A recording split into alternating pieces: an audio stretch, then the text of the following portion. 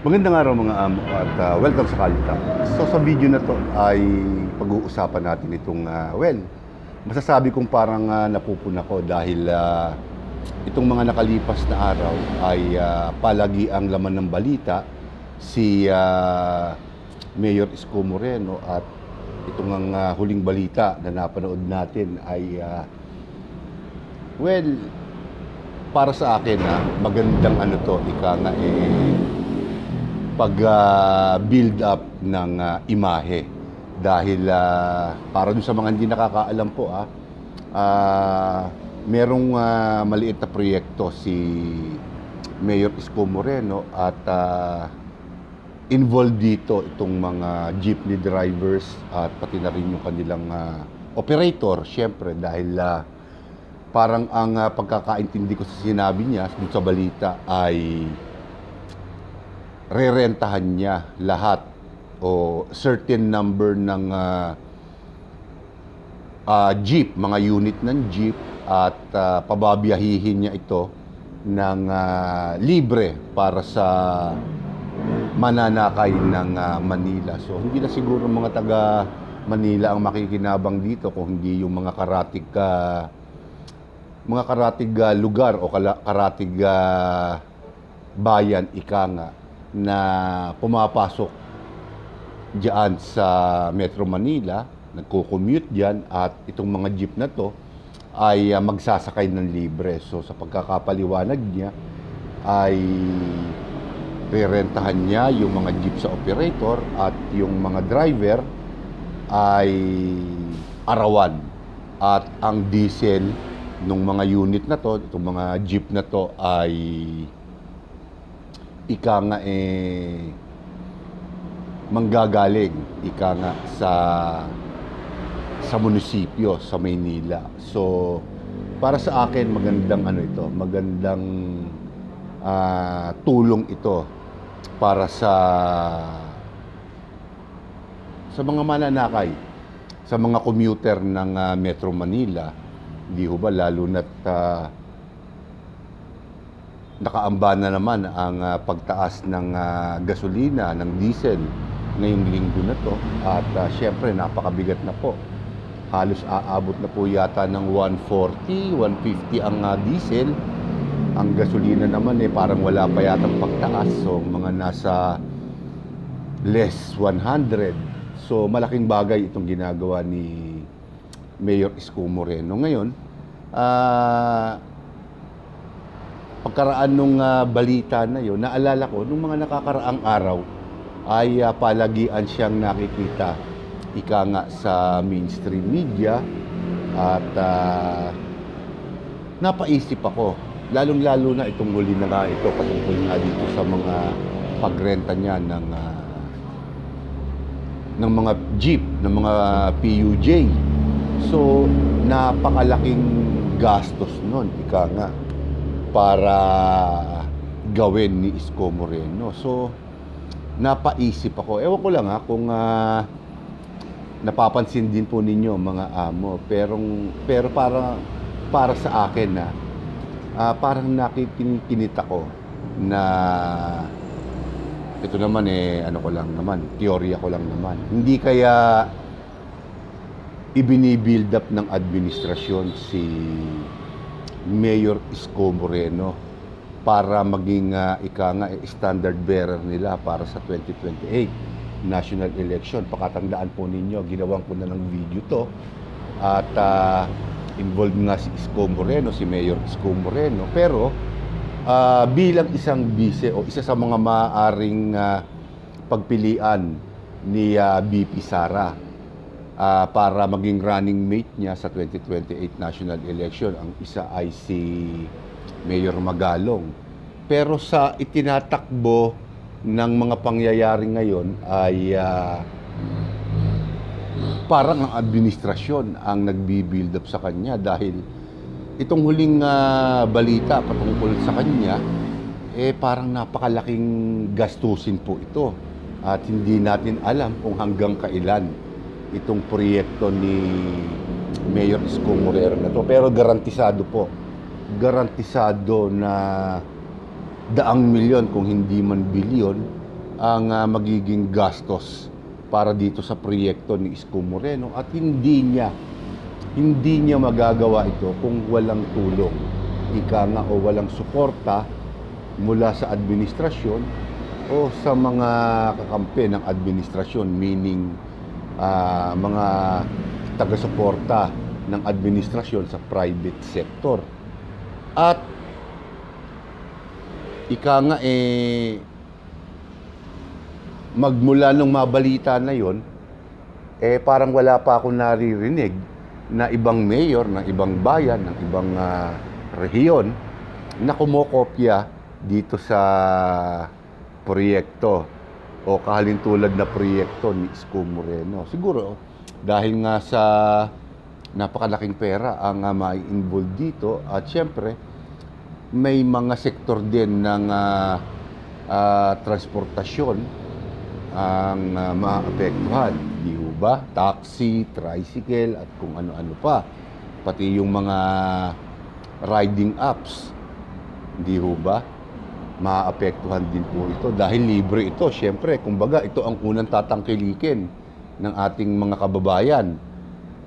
Pero sa kabila nito, parang hindi ba kung iisipin ninyo, parang nangyayari na yung iniisip ko noon na kung merong susuportahan na kandidato o mamanukin ang administrasyon, hindi maaaring direkta nilang sabihin mula sa kanilang bibig na ito ang susuportahan natin dahil makakaapekto ito doon sa individual na kanilang tutulungan. Hindi ho ba? Dahil siyempre ma-align siya sa administrasyon at alam naman po natin na medyo hindi popular ngayon ang administrasyon. Lalo na po at nalalambungan ng korupsyon ang administrasyon na to at sa kasulukuyan, wala pa po tayong nakikitang mga malalaking isda, ika nga, na alam natin na dapat sana ay nakakasuhan na ngayon. Kung hindi man ay dapat nakakulong na. So, naghahanap tayo ng maaaring ika nga manukin ng administrasyon na pangtapat kay BP Sara, pero sa ngayon, kung ang ang hahanapin natin ay yung mga kaalyado ng administrasyon, wala tayong nakikita na matibay at lahat garantisado iniisip nito dito sa side ng administrasyon, yung mga nag-aambisyon, alam nilang napakababa ng tsansa nilang manalo laban kay BP Sara. Kaya siyempre, ay ito nga po yung impeachment case na to, na pilit pinalalaki ng mga kaalyado ni Pangulong Bongbong Marcos. So, well, given naman yun, hindi ho ba? Dahil maaga nang nagdeklara si BP Sara at siyempre, siya ngayon ang sentro ng atake ng administrasyon, ng mga kakampi ng administrasyon. At nataon pa na may kinakaharap na impeachment case si BP Sara. So, meron na akong separate video doon. Hanapin nyo na lamang po kung nasaan doon. At nandun na rin po ang aking maliit na paliwanag. Pero syempre, nakafocus tayo ngayon kay Isko Moreno. Kung iisipin po natin, of all ng kandidato na maaaring suportahan ng administrasyon ng palihim, definitely si Isko Moreno ang masasabi natin pinakamalaki ang tsansa ng administrasyon na manalo. Hindi ho ba? Kung susuportahan nila ng palihim si Mayor Isko Moreno. Kasi ito lang proyekto na to Hindi ako maniniwala na 100 milyon lamang ang magagastos ni Isko Moreno dahil napakamahal ng diesel, napakamahal ng pagrenta at pagbayad ng operator at driver nito. Libo yata ang kanyang re-rentahan. So, hindi lang siguro 100 milyon ang magagamit niya sa isang buwan, malamang sa bilyon. At saan niya kukunin ito? Hindi ho ba? Siyempre, kung sino yung may hawak ng kaban ng yaman ng Pilipinas, yun lang ang nakikita ko na maaaring makapagbigay ng ganong kalaking halaga kay Mayor Isko Moreno, dahil kung ang aasahan lamang ay yung pondo ng Metro Manila, katulad lamang din po ng ibang bayan ang Metro Manila, marami din silang pinagkakagastahan. At kung meron man mga ganitong proyekto, hindi ganitong kalaki at hindi ganitong karami. Sa balita, libo raw ang uupahan para yung mga driver yung mga driver at operator ng jeep na naaapektuhan na ng todo ng pagtaas ng krudo, ay magkakaroon ng tulong mula sa isang Mayor Isko Moreno. At kung iisipin natin, yun nga pong sa aspetong pinansyal, hindi kakayanin ng munisipyo ng Metro Manila ang ganyang kalaking gastos. So, saan manggagaling yan? Siyempre, sa administrasyon at sa mga kaalyado nito, sa pribadong sektor. Di ba? Ang pwede natin isang maisip diyan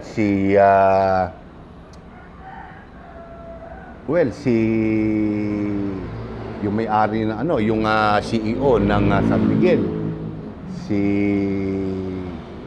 Ramon Ang ba yun? Ramon Ang. Ramon Ang ba? Parang Ramon Ang ata. Pero nasa balita yon. Laging kasama ni Pangulong Bongbong Marcos yun sa mga lakad niya, lalo na kung ang pinag-uusapan ay mga infrastructure projects ng gobyerno, ay si Ramon ang palagian niyang kasama, at saka si Manny Pangilinan. So kung isipin niyo, pwedeng sila ang isa sa mga tumutulong kay Mayor Isko Moreno para mapondohan itong maambisyong proyekto, itong magastos na proyekto ni Isko Moreno. So naisip ko na pwedeng siya ang ibinibuild up ng palihim ng administrasyon. Kumbaga, hindi masyadong related si Isko Moreno sa administrasyon, bagamat may mga proyekto siya sa mga nakalipas na panahon na pinupuri ng administrasyon. At meron din mga kilalang taga-suporta ang mga Duterte na binibenga o kinikriticize din si Isko Moreno, bagamat pa konti-konti lamang. Pero sa nakikita kong galawan ngayon, mukhang ang napipili ng administrasyon ni Pangulong Bongbong Marcos na suportahan ng palihim ay si Mayor Isko Moreno. Maaaring sa itatakbo ng panahon bago ang 2028 national election, di ba, ay palihim na nasusuportahan ni Pangulong Bongbong Marcos si Isko Moreno. Siyempre, maglalagay talaga ng ng formal na kandidato ang administrasyon. Pero sa tingin ko, ang malaking bulto ng suporta ng administrasyon ay palihim nilang ibibigay kay Mayor Isko Moreno. Pakatandaan po natin, tumakbo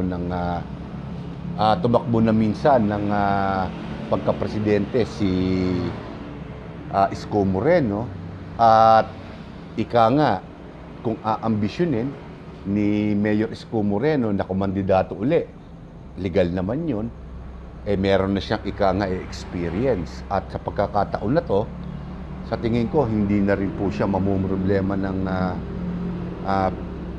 pera, ng pinansyal, sa aspetong pinansyal, kung susuportahan po siya ng palihim ng administrasyon. So, parang yun ang nakikita ko. Ewan ko lamang po sa inyo, mga amo. Pero sa ganang akin lang, pwede, hindi ho ba? Hindi direktang related si Isko Moreno sa administrasyon, Pero minsan hindi ko naman siya nakitang ika nga itinuligsa ang administrasyon sa kabila ng mga kontrobersya na kinakaharap ni Pangulong Bongbong Marcos at ng kanyang administrasyon. Bagkus tahimik lamang po siya. At may pangalan siya, hindi ho ba? Kumbaga parang wala na rin inilayo si Mayor Isko Moreno kay Mayor Magalong dahil puro ika nga sa ikabubuti o mga proyekto ng Maynila ang inaatupag ni Isko Moreno. Maganda rin ika nga pang build up yon. Hindi siya nakikisawsaw sa national